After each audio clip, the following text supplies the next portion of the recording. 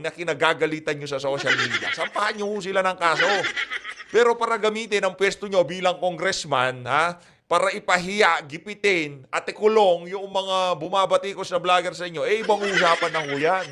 At meron pa ho silang bonus. Gusto ho nilang bigyan ng prangkisa, gusto ho nilang patawan ng prangkisa yung mga social media platform sa ating bansa. Kung di ba naman isa't kalahating gunggong, itong si Robert H. Barbers, batakin nyo, napakaraming panukala, napakaraming problema ng ating bansa, maiisip pa ho talaga nila bigyan ng prangkisa ang mga social media platforms. Ano yan, LTFRB, ganon? Ano yan, mainstream media?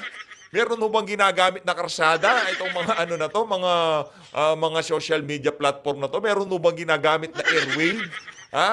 Itong mga ano na to, itong mga social media platform